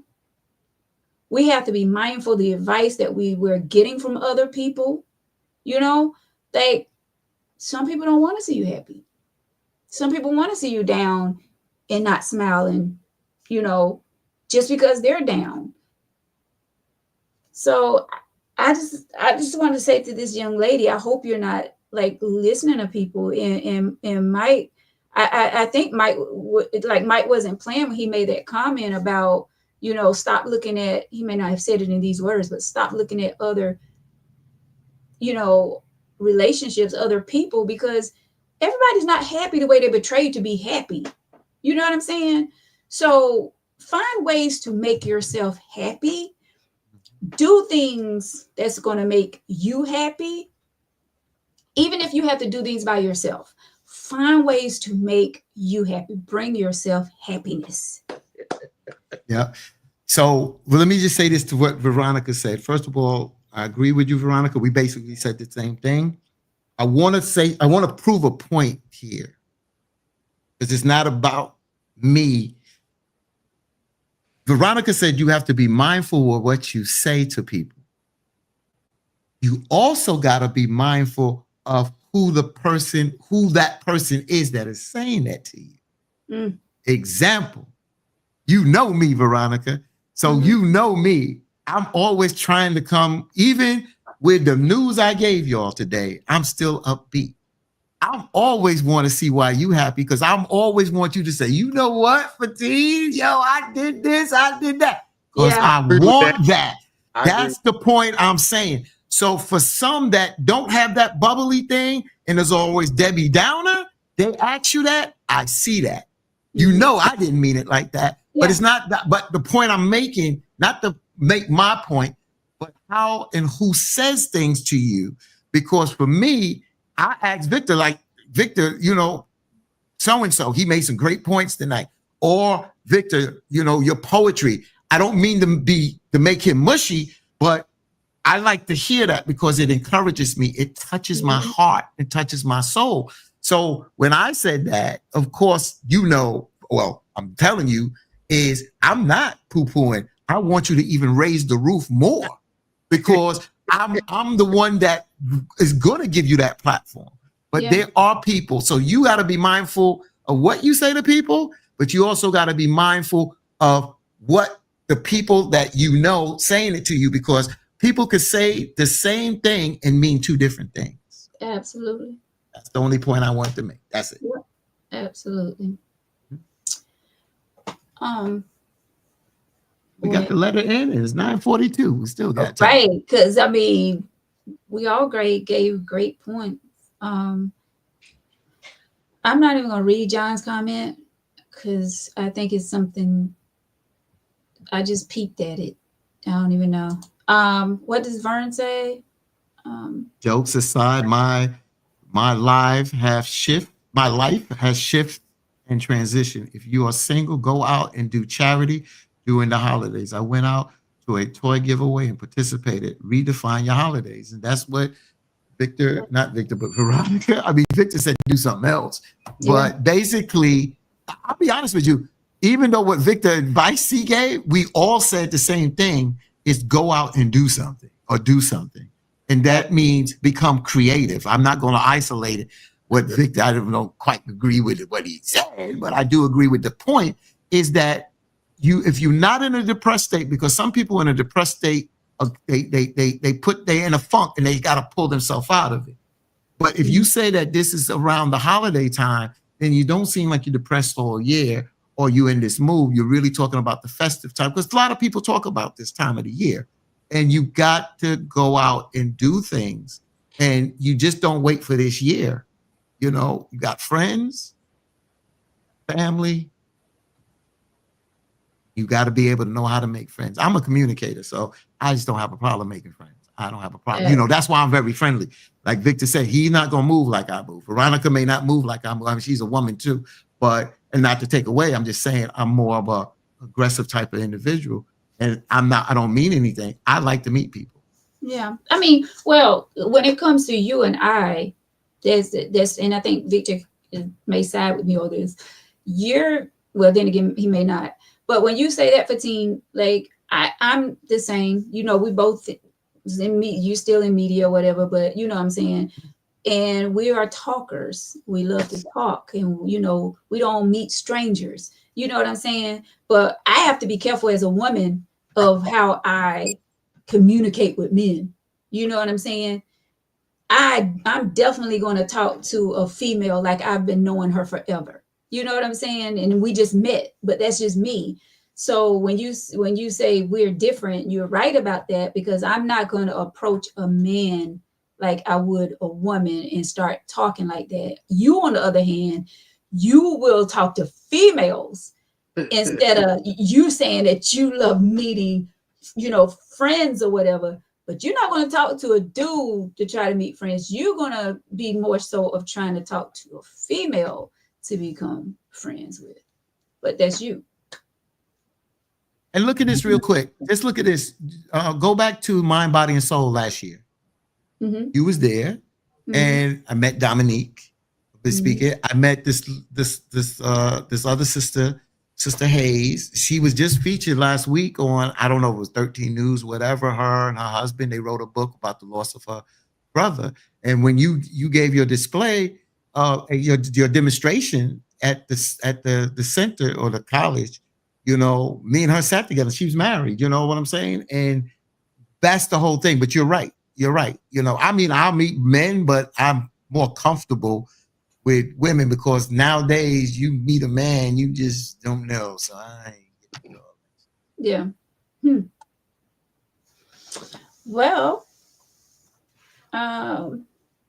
see what Carol McNeil says. She says, you going there. I'm single, so I plan ahead for the holidays to have events to attend. So with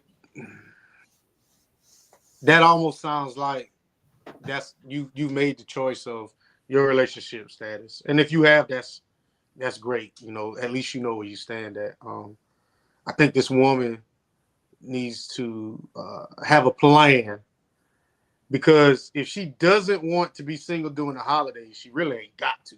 As a woman, I feel like if y'all don't want to be single, you ain't got to. You might not have the man you want, but if your whole objective is to not be by yourself, I'm pretty sure you can make that happen, whether it's for an hour or so. But for some men, it may be a little harder to fill that void versus women, in my opinion. Mm-hmm. Yeah, I have to agree with that. I do think it's easier for us to find Just someone fill else. that void Yeah.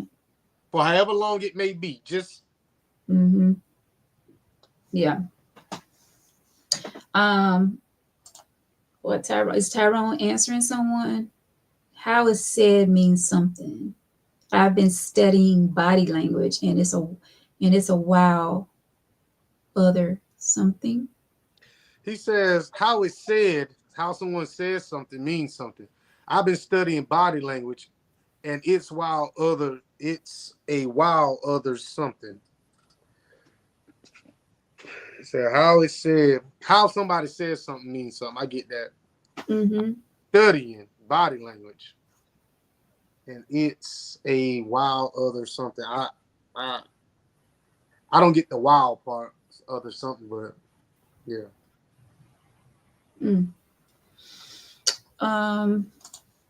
A whole nother something. Bet. Okay. Yes. So I'll take this, Tyrone. It took me a while to pick up on that. I was older. I don't know if women do it consciously, but how you cross your legs, how you sit your purse, how you turn your body, tilt your body, means something in my book. Y'all may not get that, but I look at shit like that, and I'm pretty sure Tyrone knows exactly, what I'm talking about. Y'all speak without speaking a lot of times, but some of us don't know that second language that you're speaking, and we have to pick up on that. That's here, Victor. That's here. Everybody don't understand that, bro. That's profound, bro, because that is true. You can send a message without speaking. You can send a message like that. You can do a lot of things. You're right, Victor. That's why you have to be observant. Exactly. At all times.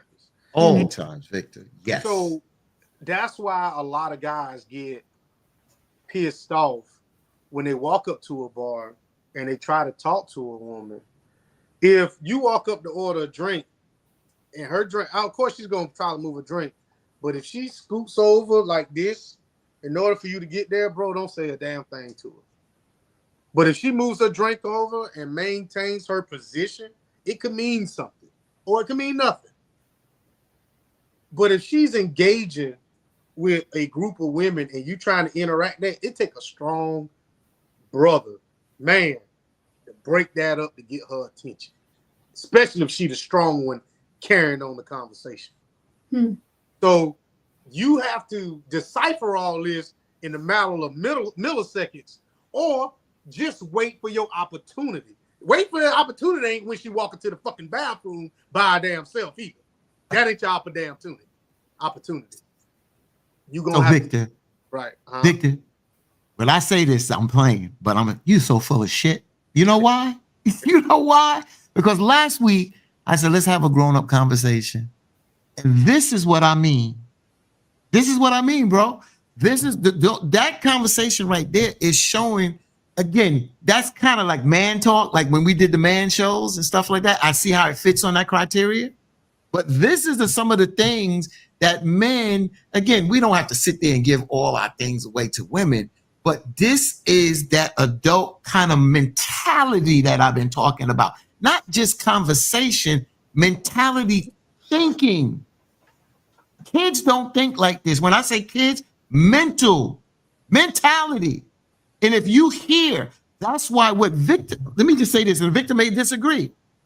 That's why a lot of time we play with women because we know what we want, but they don't give us what we want. We're not going to teach you what we want. We want you to come equipped the same way you women want us to come equipped. And when we see that, when we start to notice those little subtle things and know how to move and act, you not only capture our heart, you start to capture our mind. That's the difference of an adult and a minor. That's all to it. I tell you this, bro. Not that I practice this shit, but the first thing I noticed is where she put a pocketbook at. You know, if it hidden, you know, whatever.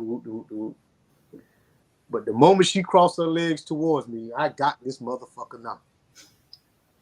The moment if I'm sitting over here and she crossed that leg and facing this way, you already showing me what it is. Whether you know it or not, because you feel comfortable now. That's just my interpretation of it. Because a lot of times a woman ain't going, in my opinion, cross her legs towards some man that she don't want at least some access to her. Especially if we talking and you put your arm like this and you lean in. Oh shit. I might, yeah, girl, you right. And if I hit you with the church hug and you tell me, why you hugging me like that? Oh, nigga, you done. These are little things that yeah. And a lot of men don't have these conversations amongst men. And the reason why we're competitive. We're competitive. We're not going to tell another guy this because we're competitive at the end of the day. You just better know that's why we call it a game. Not that we're playing games, but it's the game of life. You better be observant. I don't like losing, but I'll let you tell me you like me before I like you. And it won't be with your words. It'll be with your actions. Fuck losing. Damn all that, these maybes, and get struck out. Damn that. We'll sit here and we can court all day and all night for weeks until I see a certain sign, a couple of signs. I'm like, okay, now I can proceed forward. Interesting. Very, very, very, very interesting. I'm not going to go into I don't even have to elaborate because I think it was hit. I got a little bit there. You said I was hit and you got a little bit there. Pause. I mean, not like that. But I'm just saying, you know, so information. Veronica. No, I was going to say, whatever happened to conversation? Like, why do we have to play these little games about? It's not a game. That's what we're saying. The conversation is. You're conversating. You're conversing, but you're conversing with action, with your movement versus words. So what I'm saying, he's right. I look for the little subtleties when you start adding me to your story. Well, let's just say this. What if me and you was together? Once you start doing shit like that, and I'm like, okay. So in my mind, I'm thinking you've at least thought about it at one point in time, us being together further than this phone conversation. Especially if you, like I said, you put me in some kind of situation. I look for shit like that. And once I hear that, then I can proceed forward with more pressure or whatever it is I'm trying to apply at that time. I give you another thing about you. I don't know, Veronica. I'm just giving you examples. I watch you on this show, right? Mm-hmm. And let's just say we all hanging out, and there was a group of guys sitting across. You start twirling your hair. I never see you do that. I'm just giving you an example. Yeah. Never see. If people do certain things out of the blue when they're comfortable, like Victor's saying, they tend to do things. I'm not saying, I'm just giving you an example of what Victor's saying, little things. He gave you examples, but there's little things that are subtle that people do that I've learned just to be observant. And how I started is I watch women, what they put on. I started with the basics, but then I started to look at the detail, how they did the eyeliner, how they did the lip gloss, if they went on with a lot of makeup, if their hair is natural, if this. I look at all these little things, and I'm able now to. I see you doing it. but I'm able to now pick it up without looking for it because somebody wrote in here, it's innate. Tyrone, it becomes second nature. We don't have to look for it to really beam in because it's second nature now for us. So if she's twirling her hair and she's sitting with us, I'm probably would guess she's comfortable where she's at. Correct. Not, you know. But if she doesn't do that at a norm when she's with us, there could be a sign. I don't have to, again, I'm just trying to just pick out where people do things that's out of the ordinary, especially if you see them. If you see them and you see them do things out of the ordinary, it could be, or you may not, you could read it wrong. You can read it wrong, but that's the chance that you take. But again, what Victor said, again, I agree with Victor on this one. I totally agree because I utilize the same thing. And I get different things from different people. I get it from conversation, actions, movement, facial expressions. And we can be wrong. Definitely can read my face. I got to work on that. If I jump in your inbox and I say, you know what, man, I don't really like this inbox shit, and you send the number through, I know you like me. But if you tell me, well, what's wrong with the inbox, man, fuck you. Send the number through, baby. I can agree with that, I guess. Yeah, very interesting, y'all. All right. Well, what Tyrone says, some men use good advice for evil or to deceive women. What John last comment said? What he say? Ladies, don't beat around no bush with me. Just ask me what my mouth do. There you go. Oh, I can't stand John. I read it already. John, you hit that. You hit the head on that. You hit the nail on the head earlier, brother. When you know, I always tell you, you're a very wise brother, but you joke around a lot. But you're a very, very wise brother, and I'm glad you shared some of that wisdom tonight, brother, because you hit it right on the head. A lot of great comments tonight from a lot of folks out there. Tyrone, everybody, sisters, and everything. Look at Nicole. I don't know you that well. Send you my number through. I'll tell you something, Tyrone. I agree. The goal is to make her comfortable. Depending on the setting, comfortable can mean attraction. And you're right. That's exactly what we're talking about. The more she's crossing her legs up, dude, she's like you said, twirling her hair, and the light pass. Oh, whatever. Yeah, you're right. You're right. All right. Well, your ass right out them damn big ass drawers you got on. Because y'all like to wear them big drawers on the first date. Y'all want to wear them down the whole ass pants. The ones that cover everything. You don't think we notice? What? I can tell sometimes by how tight your pants is. If you got on them big ass damn drawers, like, oh shit. What was it? The boyfriend? What was that? What's the bikini the boy cut? Shorts? Oh, the boy shorts. I'm like, shit. You come up there with no drawers on, or them thongs or them wide backs. I already know she gonna toot it up in the back of the truck, baby.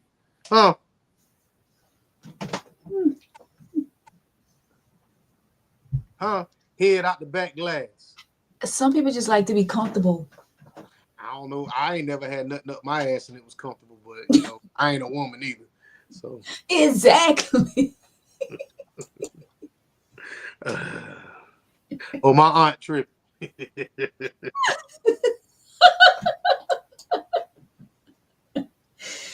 All right. Final thoughts on the email letter.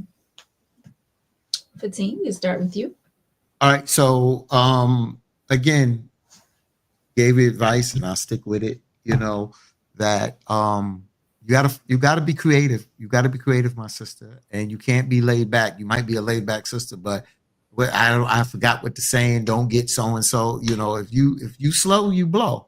And you got to put yourself out there, you know. I don't know your situation with family, friends, co-workers at the job, kids if you have, but you're 40. You got a lot of life to live. You're 40. You're not old. That's a thing down here because I don't 40. You just about like Michael Basin used to back in the day. He said 50s was the new 40s and 40s was the new 30s. That has even changed now. 60s is now the new 40s. So I'm telling you, sister, honestly, you got to put yourself out here. I mean, when the people work, they worked out like you, Veronica Shue. Okay, let's be real. All right, let's be real. Okay, you take care of that body, take care of that mind. You sharp. You okay? But serious, sister, you got to put yourself out there. You got to see what you want and what you're looking for in life, and you have to put yourself out there to see what's out there. You know, sitting home and sulking is not the best way. I do get it. I understand. I've been there. But you know, I pull myself out of that funk. No. My kids are not going to be here. When I say kids, they're grown. My daughters are not going to be here. I mean, I could go to New York if I choose. But family, I have friends.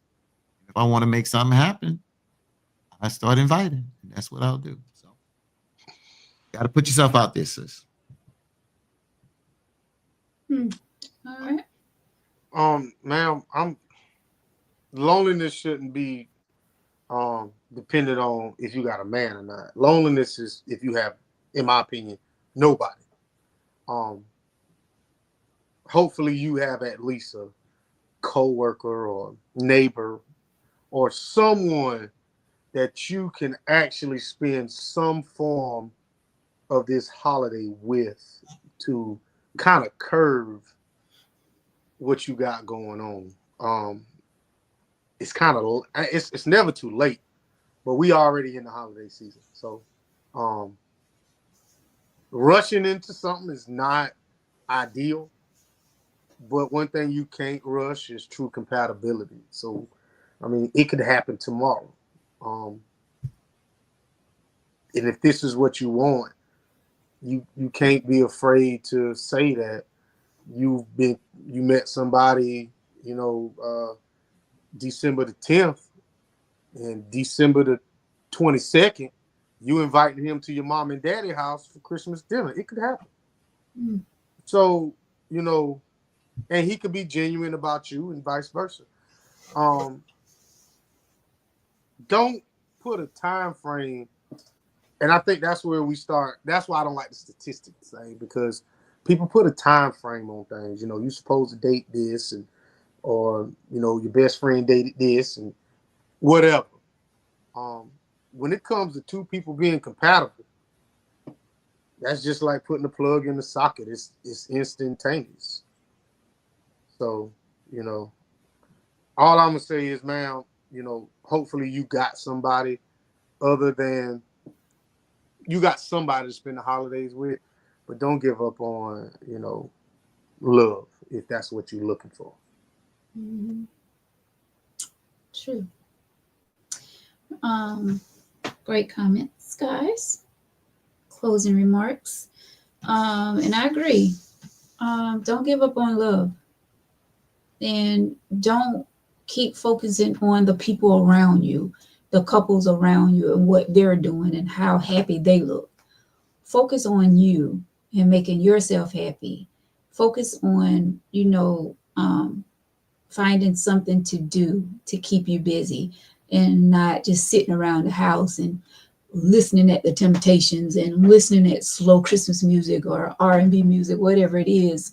You know, find something that's going to excite you and that's going to get you going. You know, even if you got to go to the movies by yourself, even if you have to, you know, go to a restaurant and sit and, you know, find some friends to hang out with, something to get your mind off of being lonely. Because, I mean, you can find yourself in a depressing state if you continue to just sit around and think about all these people around you that's having fun. And I mean, you said it's been what, did she say 4 years in the letter? Something like that. I mean, that's a long time, and for you to sit around every holiday, and it can't just be the holidays. You have to be lonely some other days as well, but I guess the holiday season is just more of feeling that way because of the festivities and things like that. But find something to do and take your mind away from it, and you'll be just fine. You'll be just fine. And at the last, you're not even going to expect when this person come into your life. When it's time, it's going to be time. So right now, just live and enjoy life, and do something that's going to make you happy. Your day is coming. All right. Thank you so much for your email letter. We appreciate you. And I'm so sorry that we didn't get to the email letter last week and we got to the email letter late, but I think we did pretty good with the email letter. I feel like we gave great advice. So yeah, thank you once again. You too, if you have an email letter, you can send it to tangyteaoflife@gmail.com. If you want to be a guest, if you have a topic suggestion, tangyteaoflife@gmail.com. And we will have a great time with you on the show, or we talk about your email letter. I do want to say shouts out to Greenleaf Cafe at the McLeod Health and Fitness Center. They are sponsors of Tangy Tea of Life. We appreciate them, and make sure you check them out for all your healthy eating needs. Greenleaf Cafe, located inside of McLeod Health and Fitness. You do not have to be a member of the gym to go there and get you something good to eat. They have protein shakes. They have protein bowls, energy drinks, wraps, all that kind of healthy stuff. So make sure you check it out. All right. Thanks to everyone who joined us tonight. We appreciate each and every one of you for tuning in each and every Tuesday. For those who are new out there who's watching us, we appreciate each and every one of you. Thank you so much. It goes down every Tuesday, 8 p.m. right here live on Facebook and also live on YouTube. All right. Thank you, Brother Fatine, all the way from WBLS radio station, New York. Appreciate you, my brother. Also, and let me say this, Fatine, we will be praying for you. You told us some things at the beginning of the show that Victor and I didn't know about. Well, at least I know I didn't know. And shout out to you for even sharing that live on the show. Because normally, we talk about things outside the show, but we appreciate you for even sharing that with us, and we definitely be praying for you. Thank you. But I know somebody said in the comments early on, get a second opinion, because it may not be, what they're saying. That's correct. Yeah, Thank so make sure you get a second opinion. Once again, get with me, my girl Kendra at Journey Soap Bar. Definitely have something for that pain. Oh, Brother Vic White, thank you so much. We're glad to have you back this week. So glad. Yes. So I thought you was going to say something, Vic. No, Cheryl was talking about for Team Tree. I'm sitting behind my tree. I just ain't got it lit up. I got my little tree up. Okay. Tree right there. Come on, tree. I got a tree in this ugly ass damn shit here, but I got my. Don't do that. All right. See if I got the tree up. I don't have my tree up. But anywho, thank y'all so much. We appreciate y'all so much. Thank y'all. Thank you. Thank you. And have yourself a great night. Enjoy the rest of your week. Love upon one another and live this thing called life to the fullest. All right. There's so many people going through things, so many people that's down and out, and just uplift one another. And this world will be so much better. Love upon one another. Good night. Until next Tuesday, 8 p.m. We will see you all then. It's not just.